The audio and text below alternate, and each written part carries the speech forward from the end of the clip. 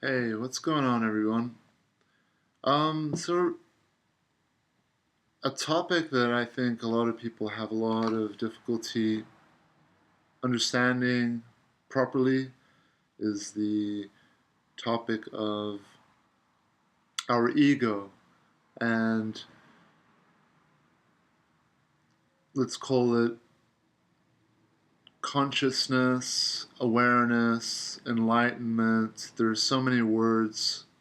Um, at the end of the day, well, the big confusion people have, I think the biggest difficulty is when they villainize the ego. And I've talked about this in a lot of my videos where you'll see the ego as being something bad, something mischievous, something that's causing suffering, causing us a lot of pain, and it's just this bad thing, right? And we hear all the time, be present, um, be in the moment, be in the now, rise above your ego, don't be your ego, don't identify with your ego, right? All these things. And of course, the roots of all these statements and a lot of these teachings, the roots are great roots. The purpose of these teachings are great, but it's very difficult to understand for a lot of people. And let me try and explain it. Let me explain what I have learned through my meditation, through my growth as a human being, and what I don't believe a lot of spiritual teachers out there will say, will share. Eckhart Tolle, Mooji's of the world, the Sadhgurus of the world. There are lots, right? There are some who will just be very honest and straight up. The fact is that right now what you're hearing is is this ego that's speaking. It's the ego. What is the ego? The ego is our behavior. It is your personality. It is this character, right? It is what has been constructed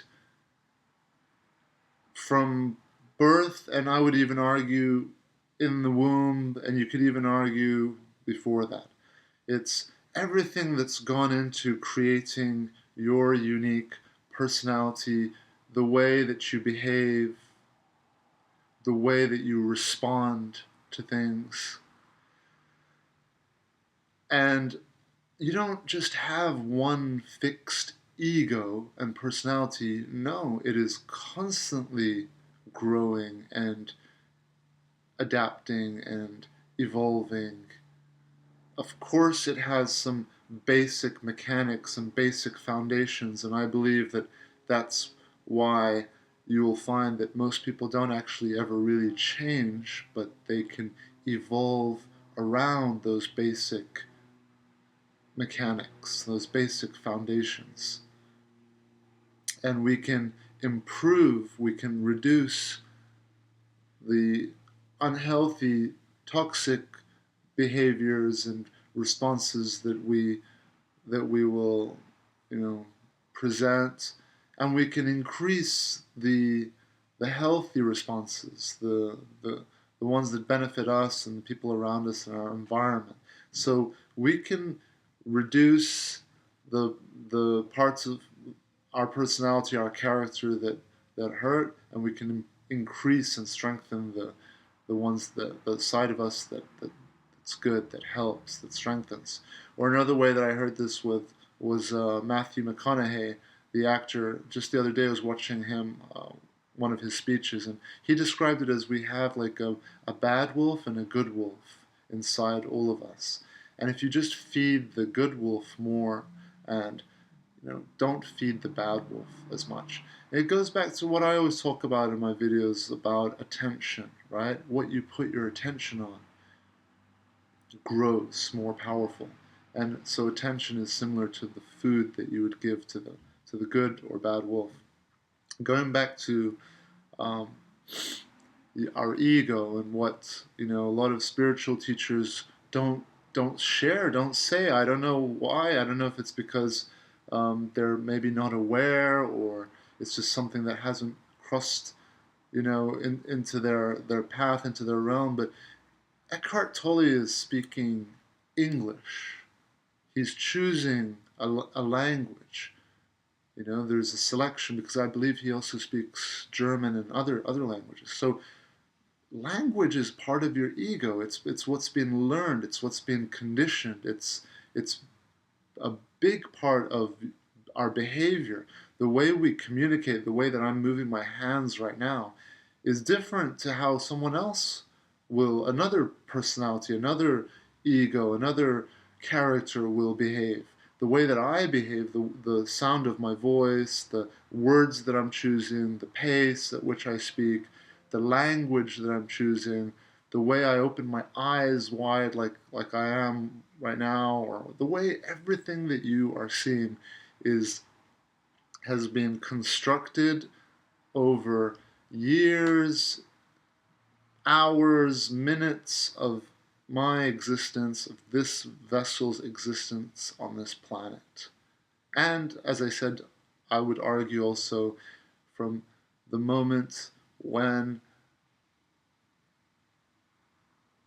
I this biological vehicle started to form, from embryonic stages, because we're also passed on genetic material through our DNA from our parents, and they've had it passed on to them from their parents, and it's just this incredible cocktail of survival, and we're just thrown out into the universe, into the galaxy, and we're going to bump left and right. That's like how the first creatures on our planet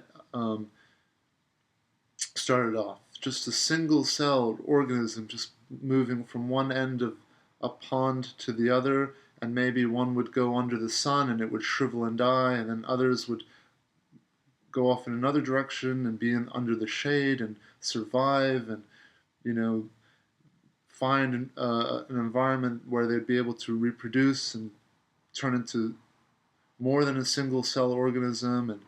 And so it's amazing. It's amazing how we evolve. But our ego isn't a bad thing. Of course it's not. Of course it's not. And if you fall into this rabbit's hole of villainizing the ego, what do I mean by villainizing? I mean looking at it as it's something bad, something that you're trying to like kill or get rid of. Well, first of all, that's impossible. It's like trying to stop your heart from beating. Your ego is a personality. It's like a computer interface. I've described this before in a lot of my videos, where it's like you have, for those of you who are into computing or programming, you'll know that it's all ones and zeros at the root of everything.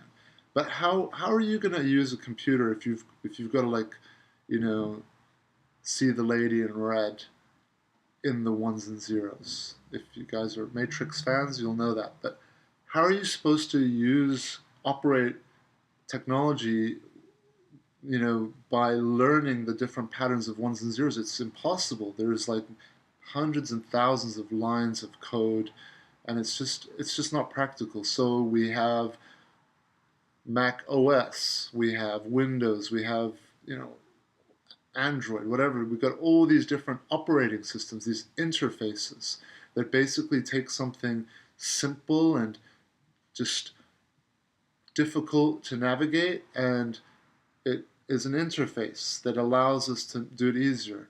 And I believe that's what you're experiencing right now, through your eyes, through your ears, through sound, through touch. It's a user interface that's translating data that's around us into more easier to navigate data, right? And so when you hear Eckhart Tolle talking about the ego and how the ego will respond, and it can cause problems, and there's the pain body and all of these things. Yes, there's so much wisdom. I learned so much from Eckhart Tolle, but just as with anything in life, you have someone who has an incredible way. It happens in fighting. Every 10 years it evolves. You'll find new fighters that come up with better ways of doing things. And it's the same with spiritual evolved minds. You're going to have new layers of teeth. And then 10 years from now, 20 years from now, there will be even better, improved ways of thinking, and more discoveries going on. But just to say it again, Mooji, Eckhart Tolle, whoever it is, the way that they are speaking, the language they are selecting is their ego. When you're watching Eckhart Tolle, the way he sits, the way he speaks, that's his persona, that's his character. Now you'll notice that he takes pauses where he will take a break, and when you take a break and you take a pause, it enables you to activate something other than the ego, than the personality, than the character that you are. It allows you to identify with something far greater that exists, a different level of awareness where you will be able to actually put your attention or your awareness, or you can sense that the ego is one of many things that's active and taking place. One of many things. You'll find that, hey, the ego or the personality or the mind is behaving, it's doing its thing.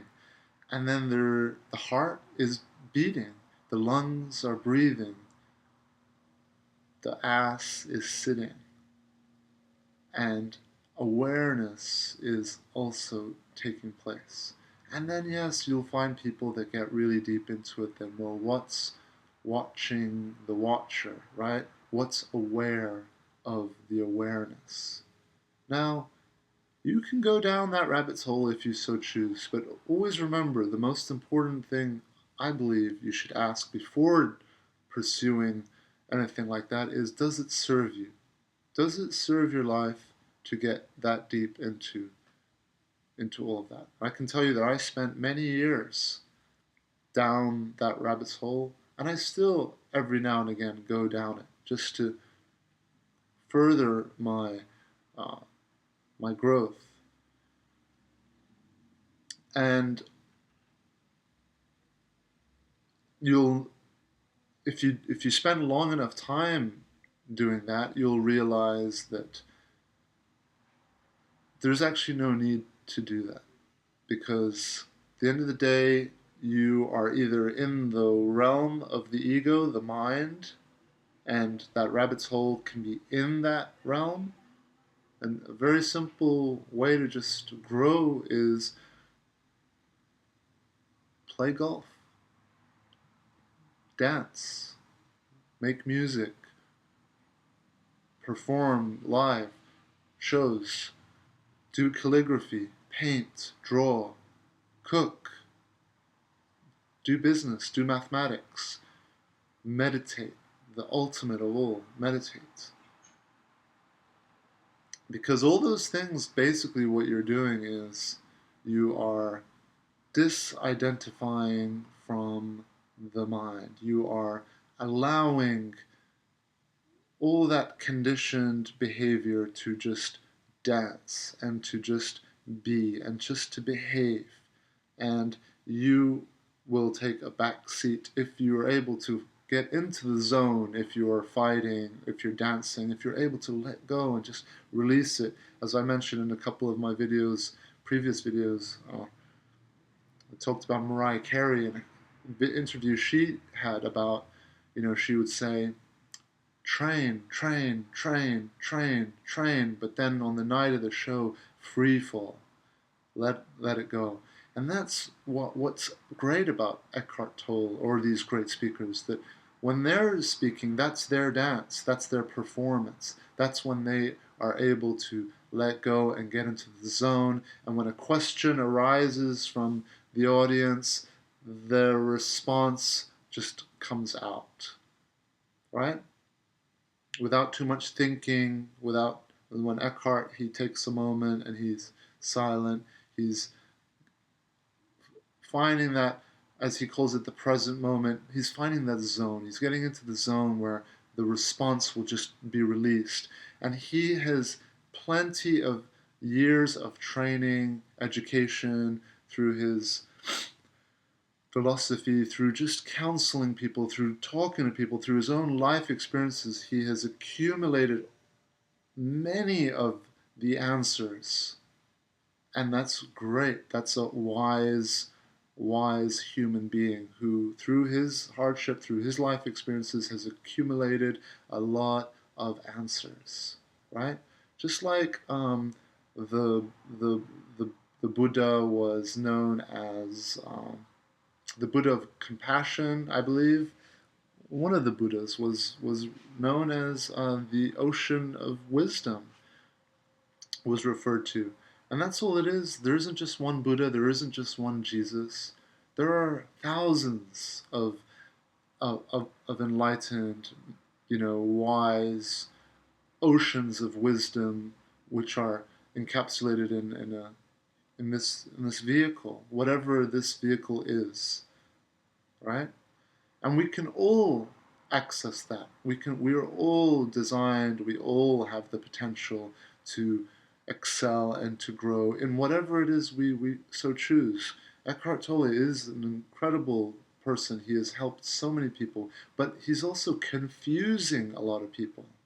A lot of people wind up villainizing the ego, and that can, in my opinion, lead to self-hatred, because your ego is part of your mind. It's a big part of who you are. It's what helps you to interface and communicate with other people, with this world that we live in. And now we live in a world where we're able to mold our ego in many interesting new ways by, filtering what YouTube channels you watch, or by filtering what news feeds you see on your Instagram or Facebook. And in that way, you can shape your personality, you can shape your life, you can shape your world. But it also works the other way, where people are now using the Instagrams or social medias to shape their ego, to shape their personality, to decide, well, this is what I want the world to see, and this is what I want the world to think that I am. So it's almost like a second ego, a second personality that exists in a different dimension, exists online, right? Is it real?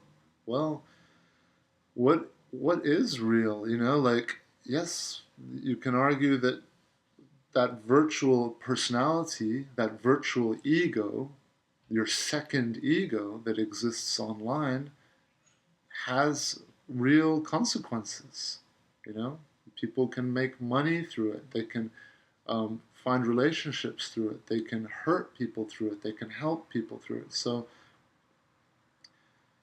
I don't think that we need to get too deep into like what is the ego, and what is it real? Who am I? Who's the real me? And all of this. You don't need to do that if it doesn't serve you. If it's going to waste your time and confuse you and cause you to like suffer, the question is always, does this serve me? Right? As I said, as I listed earlier, when it comes to playing golf or climbing or fighting or cooking, there are hundreds of thousands of people out there who don't know the word presence or ego or enlightenment. They just don't know what that word is, but they are doing it. They are meditating in their own ways. They are enlightened in their own ways. They are present when they are rock climbing or dancing, right? It feels good. the end of the day, that's what you want to follow, is that feeling. That feeling will tell you everything. When you suffer, when you don't feel good, when you feel something's wrong, that's all you. That's sorry, your inner um, compass. And hey, there's millions of people out there that don't know who Eckhart Tolle is. They don't know all this stuff, but they can just easily just access that. We all have that. We all have that gift. It's not something special. We all have it. Why does it feel good? Because you're basically shutting down about 90% of the what's draining your energy and stressing you out, which is identifying with the mind, which basically means is you're in your mind. You're living in your mind. You're just like thinking. You're in your mind. Right? And we're forgetting that, hey, the mind is just a tool. It's just this complex calculation device. It's calculating things that have happened in the past, things that could happen in the future. It's analyzing what's going on right now. It could be judging. It could be, it could be doing a million things. Well, hey, you know what? Just let it do all those things. And you're like, well, Ape, yeah, that's easy to say. How do I let it do all those things? Well, that's why things like meditating is important. That's why fasting is important. So, I always get a lot of questions after I post these videos. After I've explained everything, people asking the same questions. And I was like, have you watched the video? Well, how do you do it? Well, practice more fasting, more meditation. When you sit and meditate, I recently have been starting my days now with just a very short meditation. Like I'll just do a 5-minute meditation. I put my timer on my phone and just do a 5-minute meditation when I wake up. First thing I do. After I have my water and lemon, I just squeeze some lemon in some water. It's much more delicious to me than normal water, and it's also healthier. I'll spend 5 minutes and meditate. I used to do this without realizing it before my exams when I was, 17, 18, back in England. I would have my A-level exams, big, stressful exams. Everyone would start their exams, everyone would be super nervous, and then I would just spend a minute, 60 seconds, deliberately not doing anything, just waiting, watching everyone else just rush into their papers, and then spend 60 seconds, and then once 60 seconds was over, I would start my exam. Why? Because you're putting yourself in a position of control, rather than being dragged through the day by, oh, shit that you need to do, things that you need to do. You're basically saying, I'm going to take charge of my day, of this moment. And yes, when you start meditating, it's kind of tricky. You're gonna like find that you're gonna sit there and you're gonna be like, God, I don't have time for this. And then you're gonna start thinking, well, I got this to do and I got this to do. Oh yeah, after I finish my meditation, I'm gonna do this. Well, that's exactly what you want to work on, is disidentifying from the mind. Good meditation is just observing all that's happening. So it's not about trying to stop yourself from thinking, which is another big, big, big confusion. A lot of people who are into the Eckhart Tolles and all these spiritual teachers, they're very confused about this. They think that you're supposed to stop thinking. You're not supposed to stop thinking. Thinking is part of who you are. Your ego is a part of who you are. There will be people out there who will be like, you are not your ego. You are this something else. What are you? Ooh. Who are you really? You are this one energy, and we're all part of it. Okay, yeah, could be. And so what? Right? It's like you're in a beautiful ship and you're sailing through this gorgeous, incredible journey. And rather than enjoying the journey and the just the ride, you're sitting there trying to figure out, well, how does this boat work? Like, how's this sailing? Like, what's moving this ship? And then by the end of it, you're going to realize, God damn it, I didn't even enjoy the ride. I was too busy trying to figure out. And hey, that's fine if we're there's no rules on how to enjoy this ride. People, maybe there are people that are going to do that. I'm going to try to figure out, well, how does this boat work, and how does this whole thing work? What's the purpose of it? Why? And all this. That's fine. Allow your ego to do that. Allow your mind to do that. Allow that complex program that is constantly updating itself every day. There's a new version, software update every second of the day. You're never the same person more than once. The person that's speaking to you right now, this ape, mouth of the ape, this thing, is different now than it was 2 seconds ago. We are constantly having a software update, right? Doesn't mean that you're changing, doesn't mean that it just means that you're expanding. Yeah, you're growing.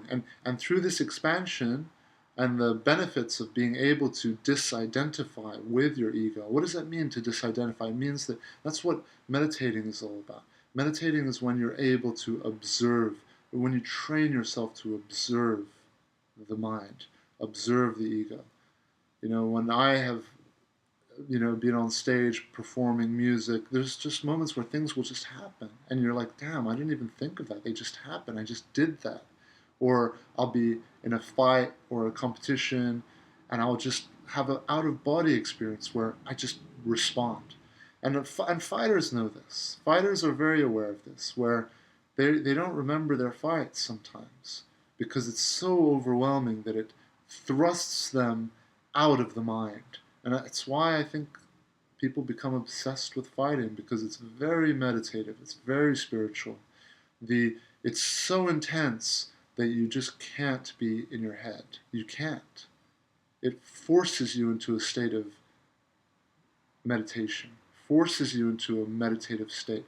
A lot of fighters, they find that they just wind up watching themselves fight. And it's this very strange outer body experience of, wow, I was there, but I wasn't there.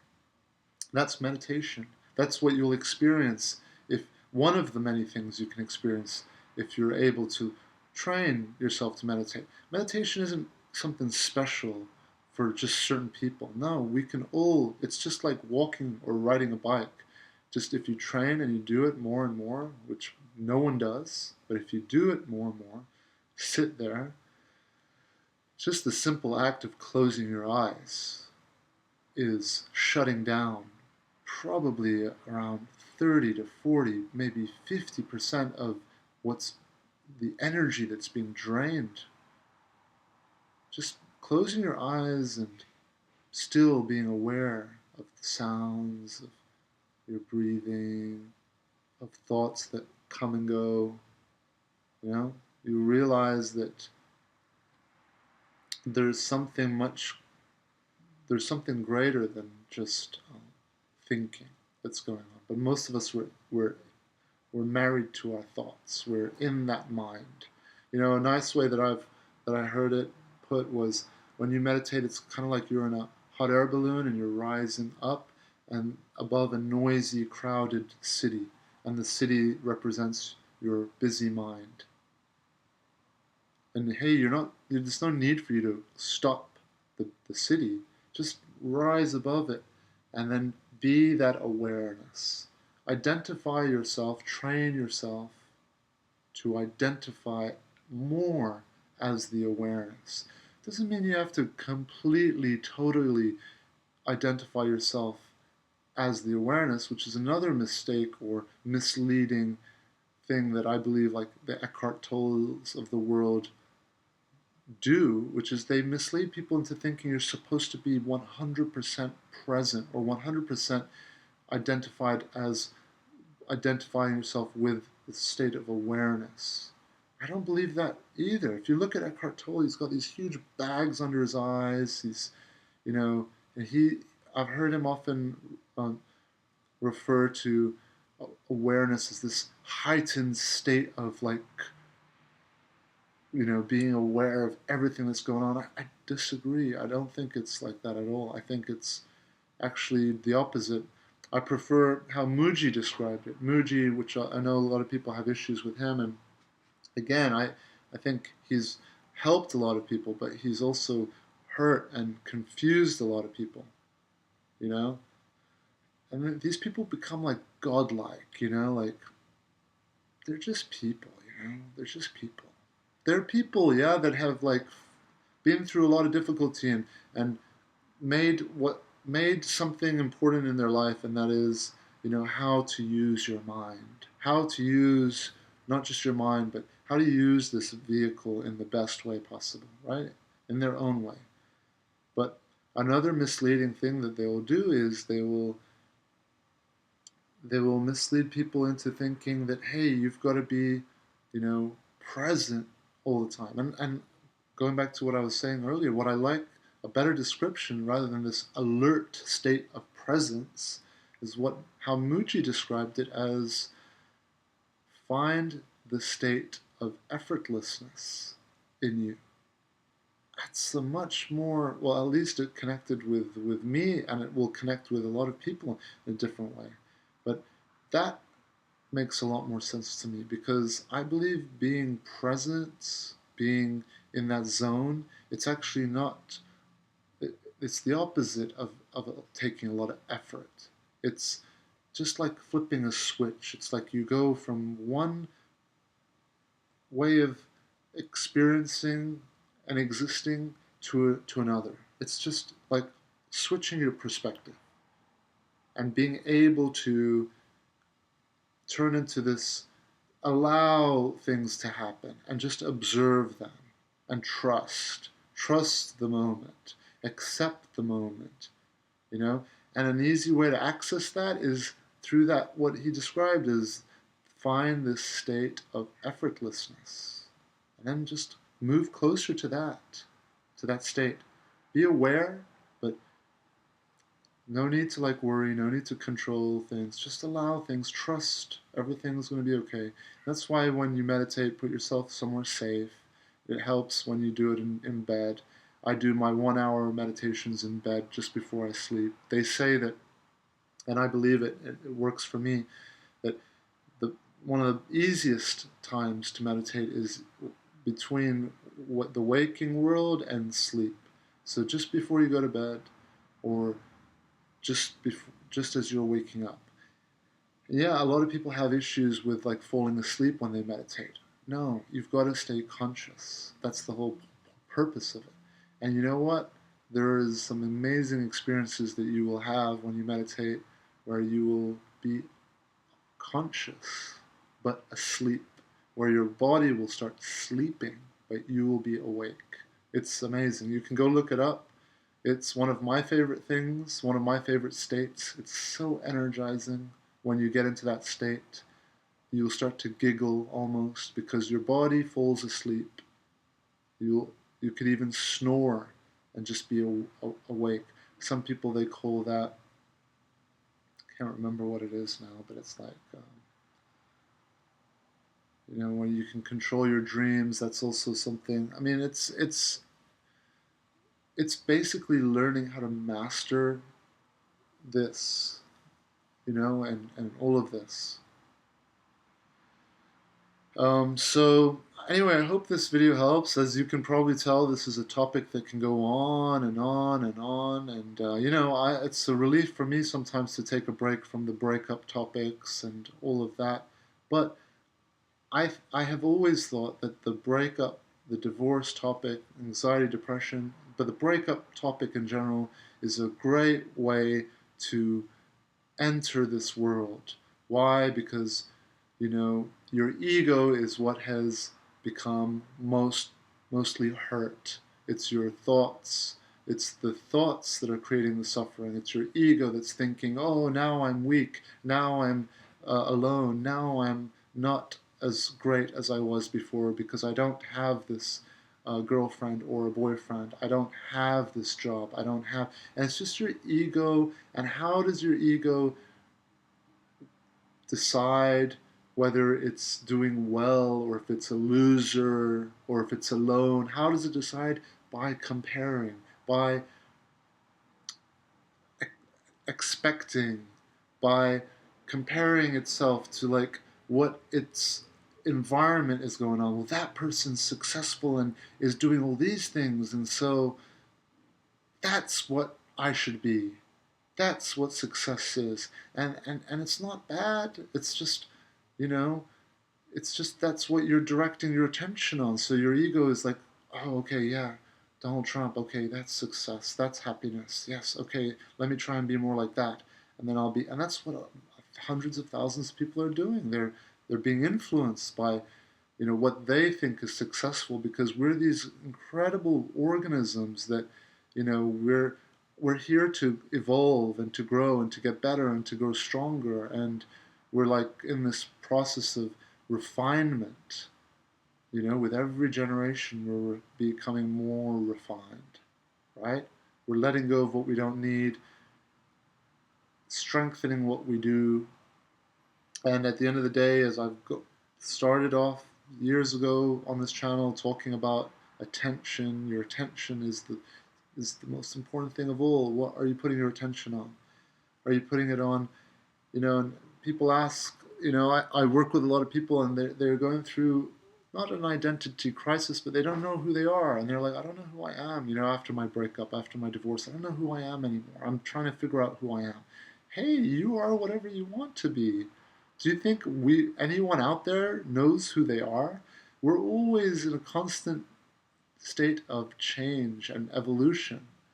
You're never the same person twice. You're always growing. So, you're going to mold yourself into whatever you put your attention on, right? So if I put my attention on, let's say, Joe Rogan, on Eckhart Tolle, on, these friends, on those friends, on MMA, on jiu-jitsu, on these foods, on flying. I have a client who's an incredible human. If he's watching this, he knows who he is.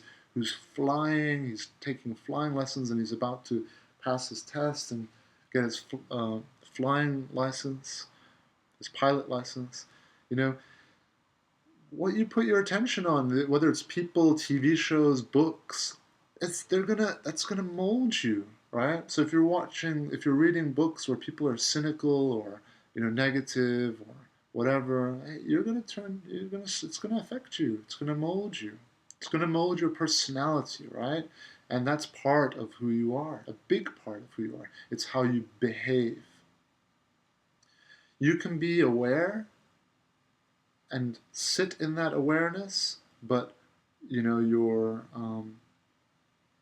behavior has been conditioned over years and years. So how are you going to change that overnight? How? You're not. I don't believe you can. That's another big disagreement I have with people like Eckhart Tolle or Mooji's of the world. And again, I believe they're misleading a lot of people. Because how are you going to recondition what's been conditioned? Or how, Master Yoda wisely says, you must unlearn what you have learned. Yes. Or a better way to put it is just, you can't really unlearn, but direct the ship in a different direction, and it's going to you're going to relearn, you're going to recondition, you're going to channel and condition yourself onto a different path. And guess what? You can do that for your entire life. All right? Until you find the path that best works for you. So I hope this makes sense. I hope that it makes sense. I don't think it's such a complicated thing to explain, but I have been on the other side of it where it has been difficult to understand all these things. And sometimes when you have been through it and you are there in that place, you understand it better. And then I believe, though it's the job of a good teacher, of a good coach, to be able to get people over to that side by explaining it in the simplest way possible, So that's a good teacher, someone who can take something complicated and explain it simply, right? Where I think a lot of these spiritual teachers out there are deliberately confusing people out there so that they can be in this small elite group of people that know certain things. And maybe that's a subconscious part of their ego that's doing that. Survival thing. I want to be the top. I want to be the greatest. You know, the ego has so many layers to it. This is what I'm finding, is that you think you become aware and enlightened, but then, you realize there's another layer behind that, and there's another layer behind that. And where my belief currently sits right now, and it has sat there for the last 3 or 4 years unchanged, is that I believe there's an endless layers, like an onion, but like an endless, never-ending, endless layers and levels of awareness. And you'll just access new layers. It's like two mirrors facing each other. It's infinite layers. And I believe that is what allows us to grow infinitely. We will always be able to expand and grow.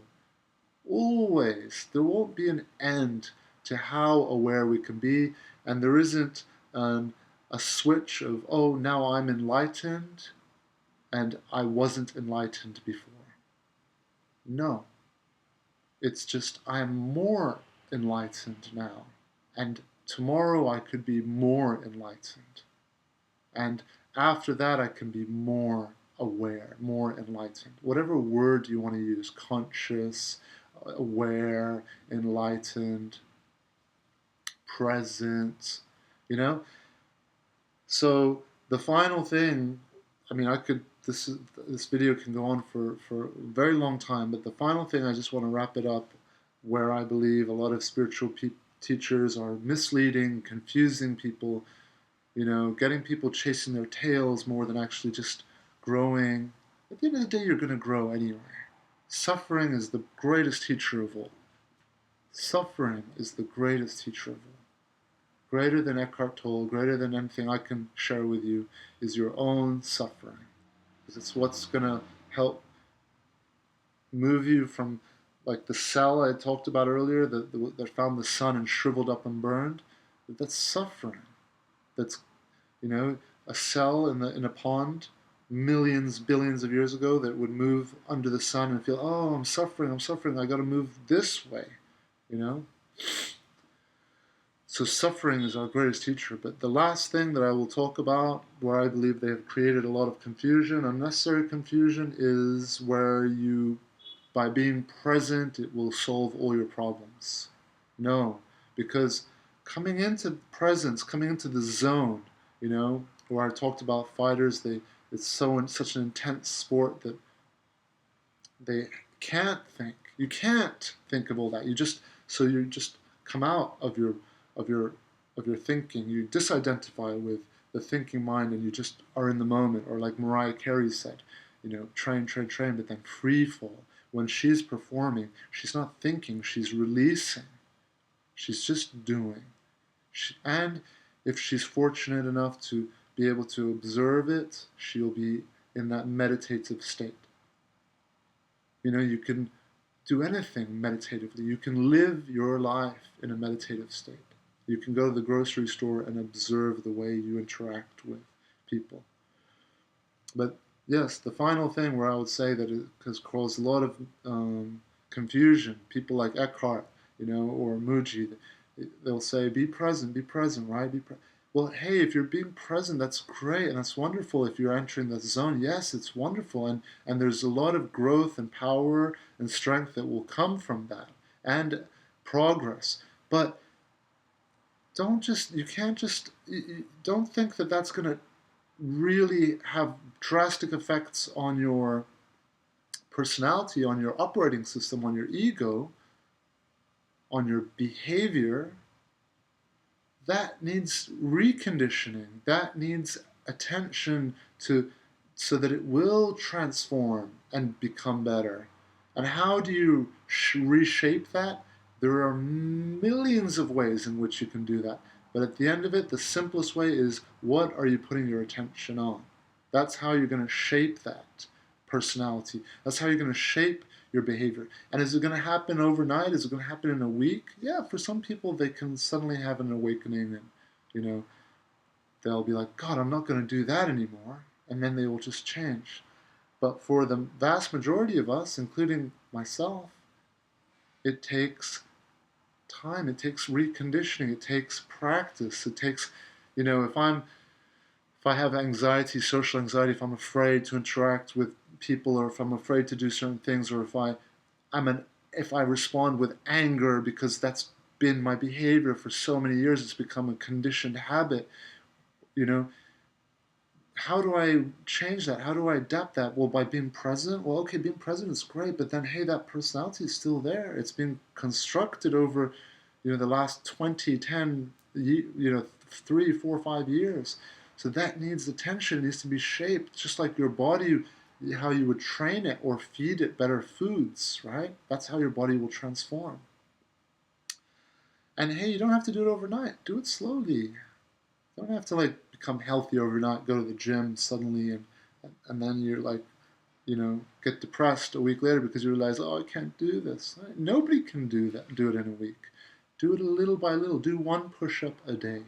Until one push-up a day is just too easy. Do two then. Then do three. Build it up. That's the most beautiful way to recondition to change your personality into something that serves you better. If you want to get rid of your anger, well, work on it slowly. There's a million ways to do it. I can't go into every single one. Everyone's different. That's when I'm coaching, when I'm working with people, everyone is unique. We work on every unique person. And what works for one person will not work for another person. So, as the Greeks would put on their temple entrances, know thyself. That's step one. Know who you are. Know who you are. They know that the ego is part of you. Know that it can be adapted and transformed. And you're not married to it. It's not who you have to be for the rest of your life. You don't have to be a funny person your entire life. Look at Robert, what's his name? God rest his soul, Robin Williams, who brought so much joy to people's lives and then killed himself because he couldn't handle life anymore, right? Because possibly trapped himself in this personality, and who he didn't maybe feel, well, obviously didn't feel 100% comfortable with. And he just couldn't take it anymore, being that personality that he'd created over years and years and years, and people expected that from him. And how hard is it to maybe one day come out and not be laughing and not be smiling? I went through this. I went through this 7, 8 years ago, where I was changing, I was evolving, I wanted to be myself, more at ease, what, it goes back to myself. What is myself, right? Your ego is part of it. Well, yourself should be what serves you most in this life, your most energized, peaceful, blissful ride, So I hope it makes sense, okay? And yes, our ego, our personality is like a sword. It's like those Japanese katanas, that are beaten into shape over time. They're forged. It's forged. Just like a Muay Thai fighter conditions his shins and elbows and your fists. They're conditioned over time to become whatever you want them to become. So understand that this body you have is an absolute gift, and you can shape it in any way you wish, and vast majority of it is done up here in your operating system. And I would argue that awareness is all up in your mind as well. Being, our mind is like those two mirrors facing each other, and there are eternal new layers. And we've already seen that in biology. How the evolution of our brain, the things right at the back of the brain are like our primal behaviors and instincts, and then towards the front of our brain are the newer parts, layers being added, with every new generation of human. All right, well, um, I hope it helps. I hope it's not too overwhelming. I hope it connects. I hope it makes sense. And to anybody out there who are fans and love people like Eckhart Tolle, just know I'm also one of those people. I believe people like Eckhart Tolle are amazing. They've helped to um, expand our consciousness. They are great teachers, but there's nothing wrong with new teachers, with new people coming and taking those messages and seeing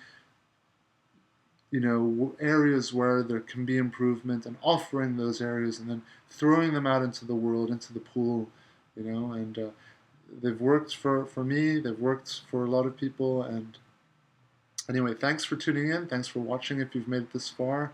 And as you guys know, I've recently launched my own Patreon page, so we'll see how that goes. Thanks to those of you who are joining it, and I'll try to put some really cool rewards on there. I've already started putting some things up there, some videos exclusively for people who are members of the Patreon page. And I'm building a new website now, so I've just designed like a couple of different logos and a new image. So I'll put all that stuff up on the Patreon as well, so that I'm going to share a lot of cool things on that page for people who are just kind enough and awesome enough to I know how it is to support and subscribe to things. Sometimes you just don't want it, just can't be bothered even to do that. So for me, for when people do that, I find it just overwhelming and awesome, and I will try to make it worth the $1 or whatever it is. I will make it worth it, by putting cool things on there. And yeah, hopefully this channel will continue to grow. I think the next thing I'd like to get is one of those clip-on microphones to get the audio better, and then we'll take it from there. All right, everyone, have an awesome weekend, and hope this helps. If you have any questions, go ahead and post them down below. And if you think this video might help anyone else, go ahead and share it. And yeah, sending everybody out there all the very best. Keep getting better. All right, adios for now.